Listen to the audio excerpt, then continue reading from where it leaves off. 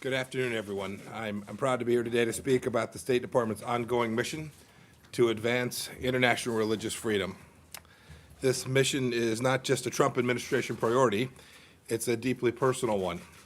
For many years, I was a Sunday school teacher and a deacon at my church, and that might sound unusual to a lot of folks inside the Beltway, but I'm one of millions of Americans and billions of people across the world who live in a knowledge of a higher power. I often humbly reflect on how God's providence has guided me to this office to defend this cause. I think about how, as an American, I've been blessed to enjoy the unfettered exercise of religious freedom, our first liberty here in the United States. But in much of the world, governments and groups deny individuals that same unalienable right.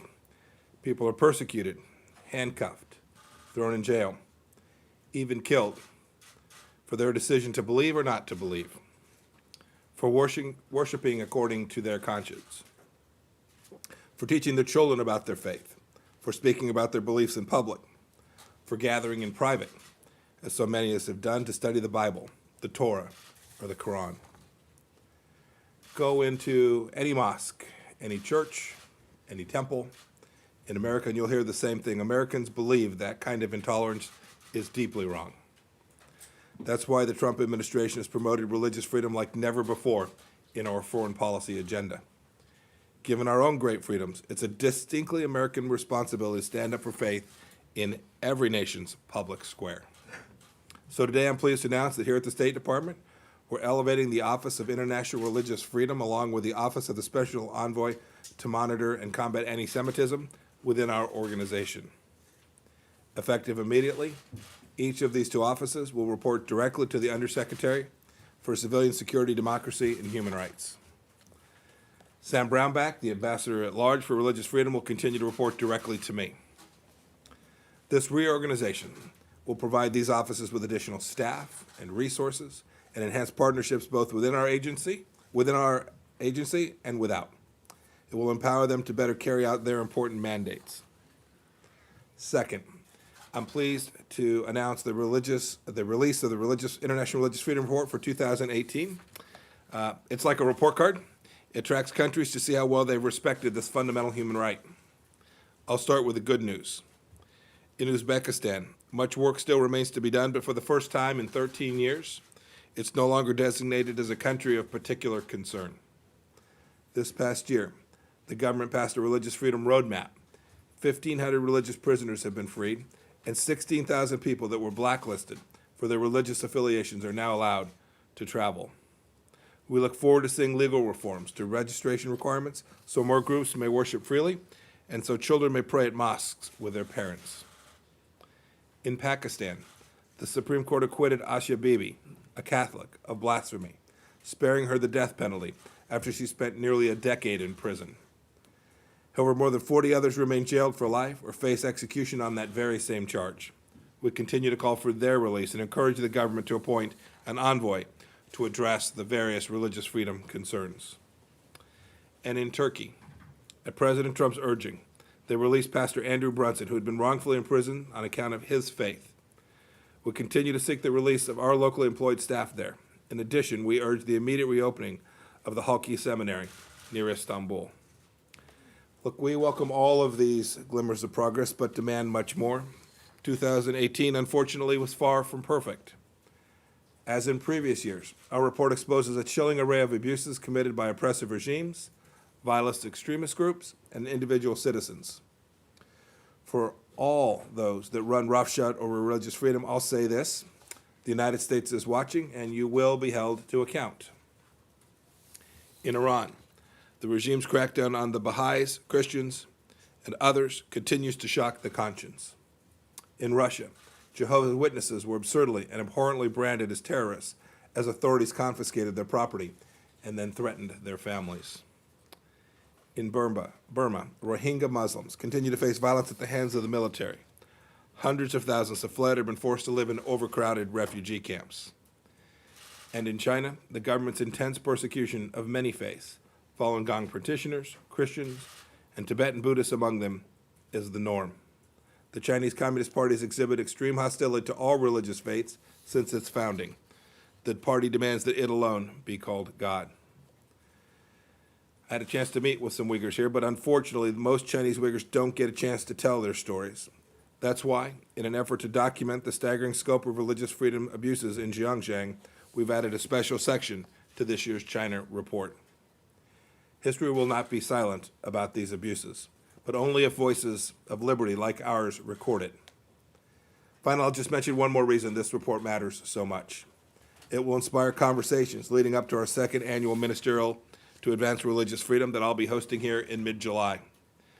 This year, we'll welcome up to 1,000 individuals who will renew their zeal for the mission of religious freedom, and I'm proud to be one of them. I'm crossing the days off my calendar waiting for this. Last year was the first time in history that there had been such a foreign ministerial level conference on religious freedom. We brought together representatives and activists and religious leaders from virtually every corner of the world. It was truly a stunning show of unity, people of all faiths standing up for the most basic of all human rights. It was so successful that I immediately committed to hosting it the next year on the very day. Look, the good work that was done didn't stop at the end of that conference. Both the United Arab Emirates and Taiwan demonstrated impressive leadership by hosting follow-on conferences. And the International Religious Freedom Fund, which we launched to support victims of persecution and give groups the tools to respond, has already received millions of dollars. I'm looking forward to this year's ministerial being inspiring, and I know that it will be. And I'll now turn it over to my friend and our ambassador at large for international religious freedom, Sam Brownback, to take your questions. Can you say why Thank you you all. supported airstrikes on Iran last night? So you would take the questions on Iran? Thank you, Secretary Pompeo. Appreciate that. Also like to thank the President, President Trump, Vice President Pence, for their strong leadership in driving the religious freedom agenda forward. I consider it a great honor to serve in this role and at a critical time for our nation and world's history. The fight against religious freedom is mounting. Others report that 80% of people live in places where religious freedom is under attack. Yet most of the world organizes their life around a set of religious beliefs. They must be free to do so. The Trump administration has done exactly what it promised to do about making religious freedom a top foreign policy priority, and it is. We've jumped off the sidelines to fight for people of all faiths. This is because we believe there is no more important a time for the United States to promote religious freedom than now. We will not stop until we see the Iron Curtain of religious persecution come down, until governments no longer detain and torture people for simply being of a particular faith or associated with it, until people are no longer charged and prosecuted on specious charges of blasphemy, until the world no longer believes it can get away with persecuting anyone of any faith without consequences. We will not stop. I lead an incredible office of people who relentlessly work to advance religious freedom around the globe. Today's rollout of the 2018 report on international religious freedom was made possible by them. And I'd like to specifically highlight Bob Bohm, who heads up our report team, as well as all of our editors and numerous State Department officers and personnel in embassies and consulates around the world who diligently prepared these comprehensive reports. Every day of the past year and a half that I've been on this job, I've been grateful for this team and their commitment to this work. We've been working with foreign governments to help them organize their own conferences, to encourage a regional and context-specific look at religious freedom. We've increased our engagement with the NGO community, expanding a religious freedom roundtable on Capitol Hill, which I co-host every Tuesday that I'm in town. We've supported religious freedom roundtables starting up in other countries around the world. A grassroots movement for religious freedom is beginning to take hold around the world. We're seeing the fruit of our labor. President Trump led a government-wide effort to secure the release of Pastor Andrew Brunson. Pakistan released Asia Bibi after their Supreme Court upheld her acquittal of blasphemy charges. And as Secretary Pompeo said, Uzbekistan, for the first time since 2006, is no longer a country of particular concern. But the religious freedom central to our experience at home is still encroached upon in many areas of the world, as our 2018 report shows. For example, Iran. has one of the worst records on religious freedom in the world and continues to show a blatant disregard for protecting individuals' religious freedom. Countless members of Iranian religious minorities, including Baha'is, Christians, Jews, Zoroastrians, and Sunni and Sufi Muslims, face discrimination, harassment, and unjust imprisonment because of their beliefs. Their religious books are banned, they are denied access to education, their cemeteries are desecrated, blasphemy and proselytization of Muslims is punishable by death. Last year, the Iranian regime violently cracked down on the peaceful protest of a Gaddafi Sufi dervishes in what Human Rights Watch called one of the largest crackdowns against a religious minority in Iran in a decade. To Iran, we say we are watching and we will stand up for all those whose right to religious freedom is infringed upon. China has declared war on faith. We've seen increasing Chinese government abuse of believers of nearly all faiths and from all parts of the mainland. In Xinjiang, China has detained more than 1 million ethnic Muslims in camps that are designed to strip away the culture, identity, and faith of these religious communities. We share reports again that others make that Chinese authorities have subjected prisoners of conscience, including Falun Gong, Uyghurs, Tibetan Buddhists, and underground Christians, to forcible organ harvesting. This should shock everyone's conscience. China also continues to interfere in Tibetan Buddhist practices and Tibetan culture, including by interfering in the selection, education, and veneration of Tibetan Buddhist lamas. They've increased their repression of Christians, shutting down churches and arresting adherents for their peaceful religious practices. And to this we say to China, do not be mistaken, you will not win your war on faith. This will have consequences on your standing at home and around the world. In Eritrea, authorities continue to confine Eritrean Orthodox Church Patriarch Antonios, who has been under house arrest since 2006. He, along with hundreds of other prisoners of conscience, should be freed. In Turkey, the government President Erdogan continues to keep the Halki Seminary closed. We're calling them to let it be reopened. And in Nicaragua, religious leaders report constant surveillance, intimidation, and threats. The National Police assault priests in full daylight, revealing the government's contempt for any religious leaders they view as a threat to their authority. The United States cannot secure religious freedom alone. We need everyone's help. Everyone has a stake in the fight.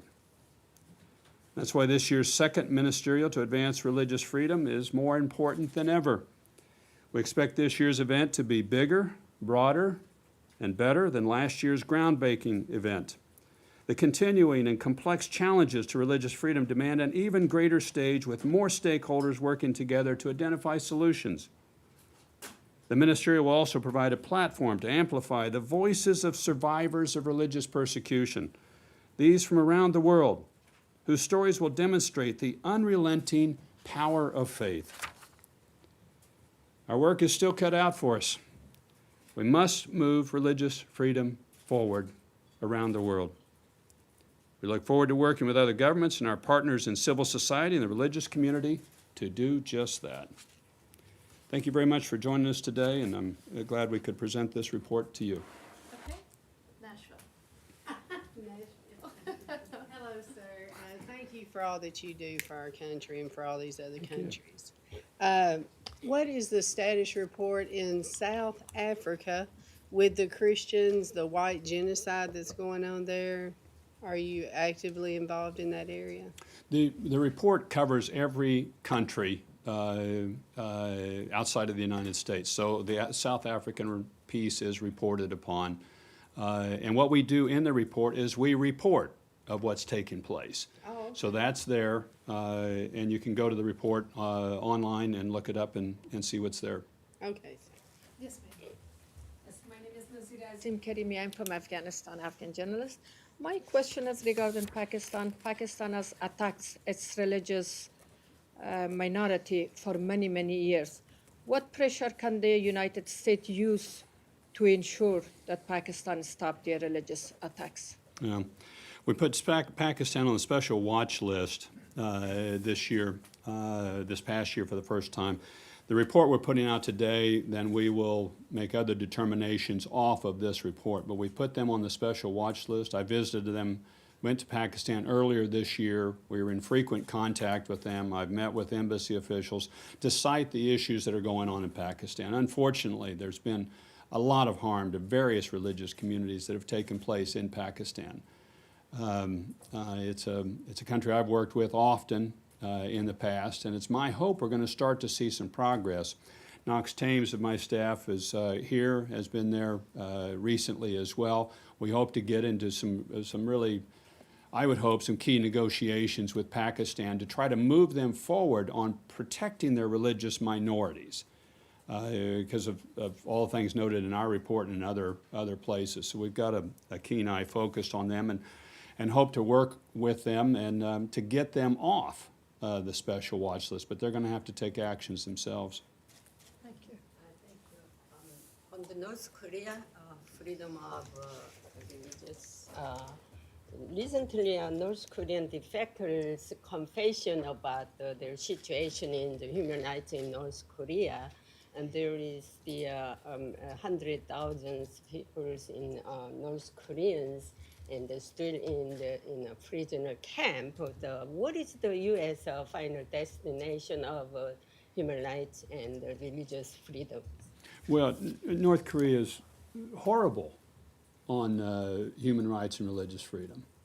They've been a country of particular concern for years.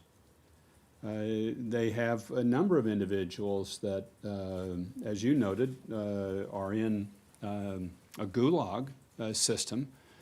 We had a lady last year testify at the ministerial, and we probably will have somebody again this year that had escaped out of North Korea. But this was her second escape. The first time she was caught and returned and went into one of the camps, and her crime was having a Bible.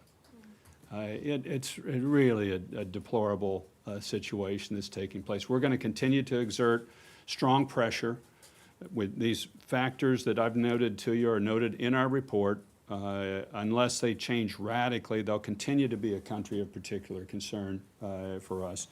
These carry sanctions with them as well, and we'll use those in North Korea and other places that are particularly egregious cases of religious freedom violations. Connor? Thank you, Mr. Ambassador. It's nearly 2 years now since the Rohingya genocide began in Myanmar, and the administration's policy so far has been to try to work with the civilian half of the government. But still, that hasn't worked, and conditions remain unsafe for refugees to return. Access to Northern Rakhine State has never been granted to the UN or other organizations. At what point do you say that the policy has failed? Well, I myself have been to the refugee camps in Bangladesh. I meet with Rohingya activists frequently. We continue to advocate for aid for the people in those camps. Obviously, the prior secretary had designated it ethnic cleansing taking place. This is Secretary Tillerson had established that previously. I think more needs to be done and more pressure needs to be put to allow the Rohingya to have be able to return safely. Our policy is that they be allowed to return safely and be able to live securely in Myanmar. And that is the U.S. policy position. I think we have to continue to be aggressive in pushing that forward. There's a number of bills working their way through Congress, and Congress has been vocal on this issue as well. I think it's something we have to continue to press on, and it's an issue in our space in that most of the Rohingya are Muslims, and it's really no doubt in my mind that if they were of the dominant faith in the country, they wouldn't be run out of the country. But that this has been going on for decades in one iteration or another, but this one has been the strongest and largest by the military in Myanmar of what they're doing in this case. When you say more pressure, does that include sanctions? We've done some of that, as you know already. There have been a couple of generals and military units that have been put under global Magnitsky sanctions, and I think you're going to. We'll see if no positive action is taking place. As you note, we haven't seen positive action. We do support what the UN is doing in Burma and dealing with the Rohingya. But I think the world community has to continue to take note of this and see what it's going to take to actually get something positive to take place. Okay, go ahead. Yes, thank you so much. Secretary Pompeo mentioned that this year's report has a special section on Xinjiang Uyghurs. Do you support do you have a position on restricting foreign video surveillance companies' ability to buy American technology so that the security cameras will not be used against religious minorities such as the Uyghurs in Xinjiang? And separately, in March, you mentioned Taiwan has announced its ambassador at large for international religions, your counterpart.